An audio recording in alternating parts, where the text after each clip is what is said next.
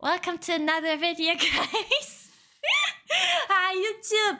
Wait, that was so bad. Hi, YouTube. Welcome to another video. Today we're watching True Facts About Bats. It's a new video by Z Frank. Let's go.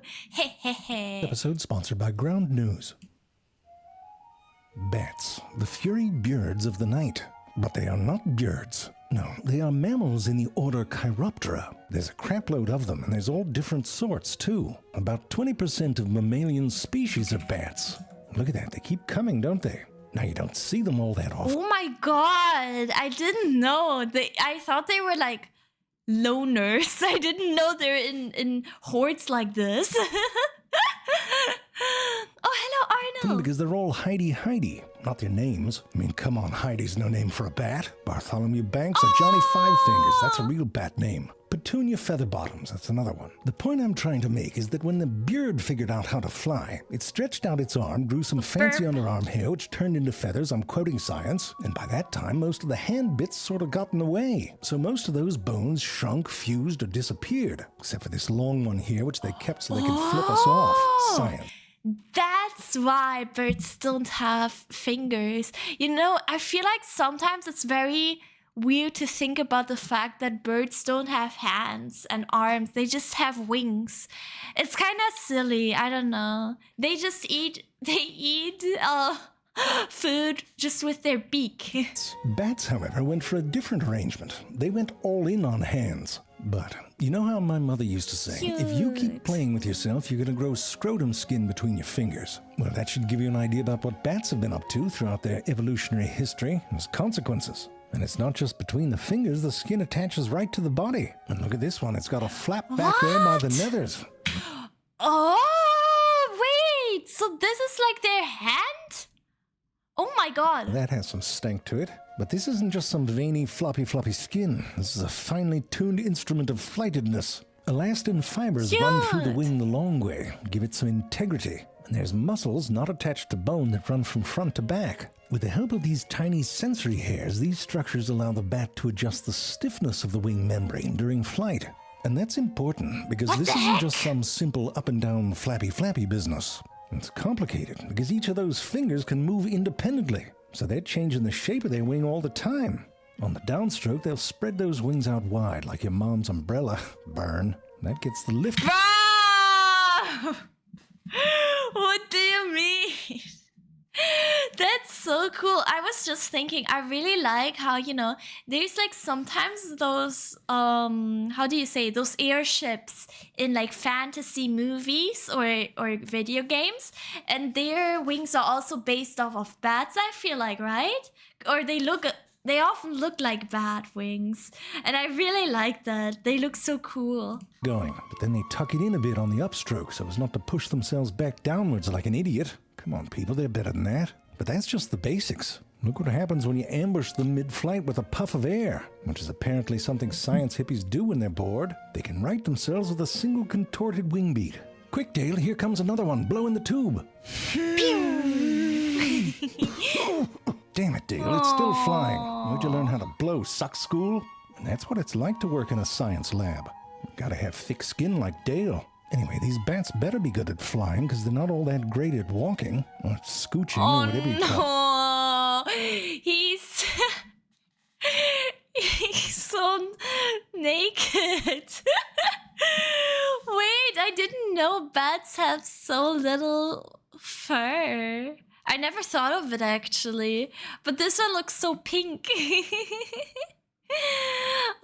Looking like Mip going to the fridge at 3 a.m. Bruh, what do you mean? He's trying, I know.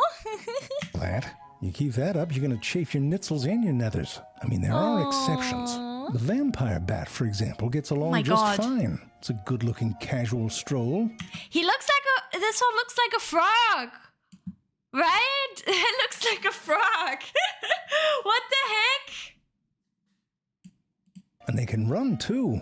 Now, it's not as suave as the walking. Has more of a in-a-hurry-on-crutches vibe. But it works. Looks better than you trying to fly, I'll tell you that. And they don't skip the gym either. Gotta stay in shape. I think this one's more into the elliptical. Here we go. Now that's getting your steps in. What the If Gym heck? Crush walks in, you can always crank it up a notch. Anyway, The they're good on their shoulders- feet because they do The shoulders look so wide though. a lot of this, sort of like a very low-key rodeo. And they gotta be able to move to the good spots. Take a Wait, unironically, why do they look like frogs? From like, you know, from top down. I never realized that. Wait. Sort of like a very low-key rodeo. And they gotta be able to move to the good spots. Take a little bite and lap up some blood, and that's the only thing they eat. Now, if you think a cow's an easy target, try getting some blood from the foot of a chicken. At least I think that's what's going on. Could be a sort of foot fetish thing, or toe sucking, or maybe an oral pedicure. Oh my god. Why they? Oh my god, they're freaky. It's a business idea. But listen, I don't know this bat and I don't know this chicken, so who knows? Oop, didn't like that. But it turns out if all you eat is blood, it's not the most balanced diet. And these little bastards burn through some energy. And if they don't eat for 2 or 3 days, they die. So you know what they do? They share. Bonk. If a buddy or someone in the fam missed a meal, a bat that recently ate will regurgitate blood right into their mouths. They're adorable. You wouldn't do that for a friend with your Taco Bell. Oh, Bottom they're kissing. line is you gotta eat how you gotta eat. No judgments. You want to stick your tongue into a flower's sexy parts? Go for it. Just be good at what you do. You might think it's easy sucking on a flower, but it's not. First off, depending on the flower and how heavy you are, you might have to hover. Now, I don't know how much hovering you've done, but it's like treading water, but without the water.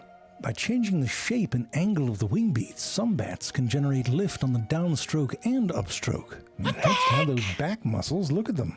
But even if you can get They look like they're swimming. I never realized that. In slow-mo, they look like they're swimming. there and hold In the still. air. In some of these flowers, you gotta go deep for the sugary waters. And for that, some bats have evolved incredible tongues. Sorry, quick Air is just thin water. That's so deep. aside, that thing on the left looks like a steampunk vulture. Now, these tongues can be quite long, but that's just the half of it. Oh my Watch this one God. for a second and see if you can notice something a bit odd. The nectar's going down, but it doesn't retract its tongue. It's not sucking it up either. Instead, it has these two deep grooves along the sides of its tongue. Deep enough so the edges can curl around and Oh form a my sort God. of tube. Muscles lining that tube I just imagined how like a tiny insect, like a tiny fly could slide down there. contract in wave-like patterns, which, with the help of capillary action, forms a kind of conveyor belt for the nectar. Look right around here and you'll see some nectar get pulled up into the mouth. Right there.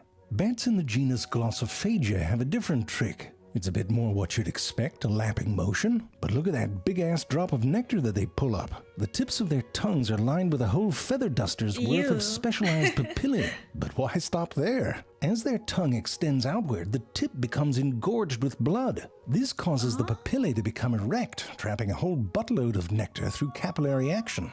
Imagine that, having an erection on the tip of your tongue. I mean, you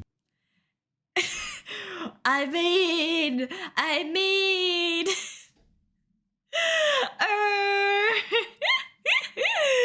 don't have to if you don't want to.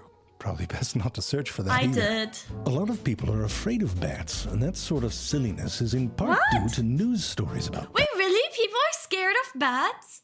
I mean, I get that it's kind of like, you don't necessarily want them in your house, just like mouses or rats.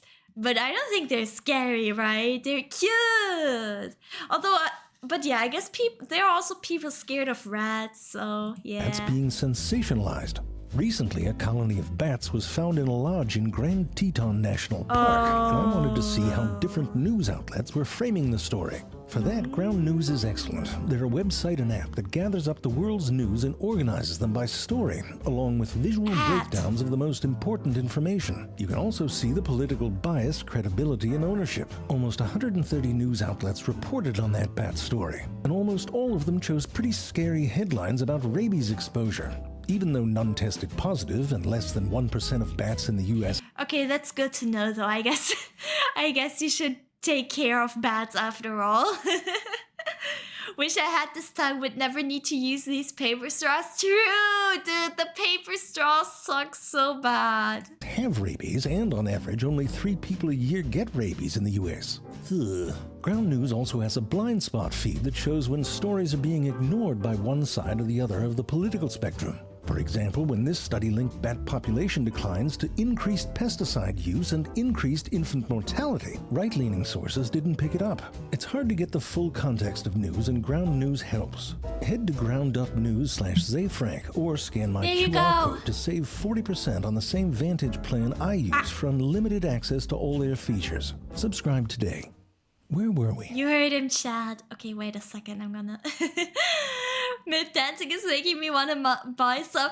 Dude, the music was so good. I love the music on Z Frank's ad segments. Oh, right. Now, if a bat gets... For the most part, bats are cool, but if you see one going around during the day, probably not a good idea to pet it. Yeah, I guess petting them is not good anyway. I feel like they would bite you. I feel like they're very cautious of people. It's thirsty for some plain old water. It can have a drink on the fly.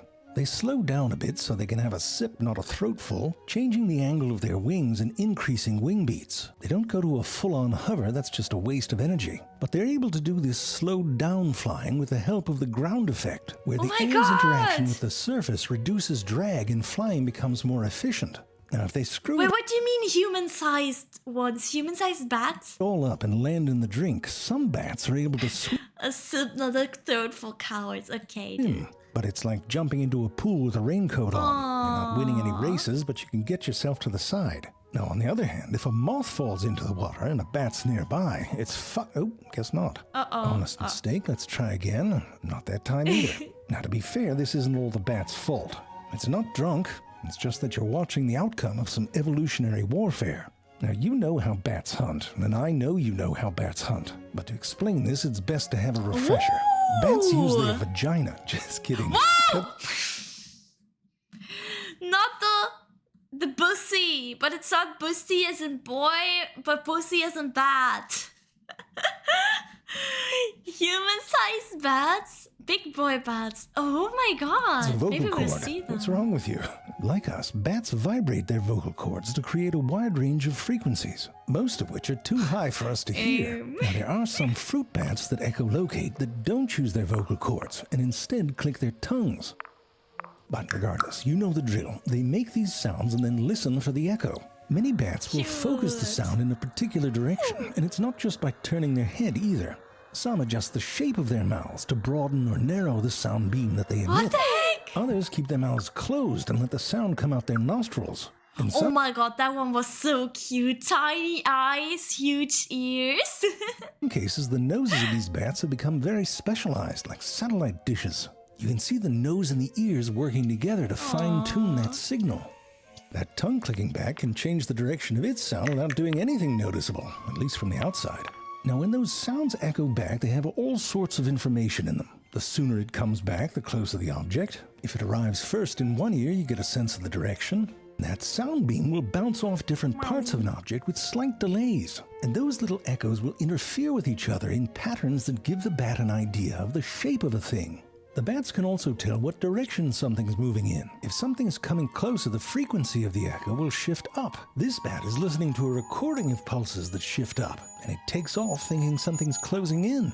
Now, all of this comes in handy if you're trying to track down a flying insect. If they pick one up in the distance, they start focusing their pulses on where they think the insect is headed. As they get closer and move to intercept, the pulses get quicker. Quite honestly, it looks like it'd be a I'll be honest, I'm very confused what's going on here. In some areas, a lot of animals are smarter than humans. In certain parts of America? Okay. Bat bugs is protected by law in some states, huh? Had a bat flying in my house and spent an hour trying to get it out. Dude, I'm scared. I remember I had like birds flying into my room before when I was like higher up in a higher building, in a higher apartment. But I never had a bat. They use sonar basically Oh my god. Rescares the bat changing direction and every dot is where insect is. Ah. A lot of fun. Certainly better than waiting in line for a burger. Of course, it's not as easy as all that, and bats spend quite a bit of their time missing. This is a real flight path with a red dot for each time it missed. If you slowed down those pulses, you'd hear and then look at that, he just sort of gives up, reevaluating his whole life. Should have been a fruit bat. And just when he's at his lowest, a moth flies right into his mouth. And that's not all. He made a drawing that looks just like your dick. Now, one of the reasons... Whose dick looks like that? For all this missing is that some insects got wise to this sonar business. If they stand still on a flat background, they can become sonically invisible from some angles. Apparently not that angle, but there's others, I'm told. Some moths rub specialized body bits together, creating a barrage of sound that effectively jams the bat's sonar. You know, it's my god, that was a cool sound. Oh, thank you for hydrating. Bats do that to each other. Right here, a science hippie captured footage of a bat trying to catch a moth, while off-screen, these other bats are basically heckling, like some jackass yelling dingleberry while you're setting up for your golf swing. Anyway, it's no surprise that some bats said, "F*** it, I'll just go fishing." At least that way. Oh, for f***'s sakes, he missed that too. But Wait, but that's so cool. Bat goes fishing. Oh my god. Guys, ever play guitar with a rubber band? Oh my god, yeah, like, have you guys ever made like a guitar? I think I did that in kindergarten. I made like a guitar. I made a guitar out of like a milk carton, and then I made, you know, you like cut a hole in it, and then you put rubber bands over it and glue them on, and then you can like play the guitar. And that's how it sounded like boing, boing, boing. Thank you for the headpads. It's like, woohoo, I'm flying. Bat goes minted. I mean, bats eat all sorts of Oh yeah, tissue boxes make more sense actually, because the hole is already there. things. Frogs, birds, basilisks. And I'll tell you, there's nothing better than having a big meal and then hanging upside down. Get to taste everything twice. You look so evil, this one. It's not the easiest maneuver, by the way. You fly up and then stall while you flip upside down. And it takes some practice. This one used his face. Once they're up there, they can lock in with those little feet. There's a trick to them so they don't have to use energy to hold on. This is how I used to draw hands. Why do the feet look exactly like... In with those little feet. There's a trick to... They look exactly like how a child would draw hands. That's so silly. To them so they don't have to use energy to hold on. Each claw is connected to a tendon that has a little bumpy section on it. And that tendon runs through a sheath that has some grippage. When the bat hangs down, it pulls on the tendon and flexes the claw. And those two rough parts come together and hold everything in place. And they can stay that way without passing out, because they have a bunch of one-way valves in their blood vessels. And some of those vessels, especially in the wing, actively pump blood, so it doesn't all pool in the noggin. Now, some bats didn't go with that whole claw setup. Instead, they went for these little pads. The Spix disc-wing bat holds onto the sides of tubular plants. It uses those discs like little suction cups. Then there's the sucker-footed bat that doesn't use suction. Come on, science. Instead, it uses fluid, which is used to attach its pad through wet adhesion. This means it's like a spider bat. It can hold on tight when forces are parallel to the surface, like with gravity or some dude. But if you pull at an angle, you can unstick yourself. And listen, we're not even scratching the surface here. We haven't even talked about Reginald Buxley or Sammy the Screw, Minerva Higglesworth. Why is this one so silly? He's like bleh. Mip IRL looks like Mip. What do you mean? Lindsay Longstank, Henrietta Lollipops, Button, Professor Horst Vangerdank, Marvin Featherbottom, Petunia's husband, Ordok, the destroyer of worlds. Why do they look so silly? Hey, this one's Ned. This is Ordok, destroyer of worlds. Oh, you'd be pissed off too if you had matching eyebrow pimples. Those ones hurt. Awesome! Thank you so much for watching, YouTube. If you enjoyed, please like and subscribe, and come over to Twitch to watch me live. And I'll see you in the next one. Oh, also subscribe to the Frank. Awesome video. Bye, YouTube!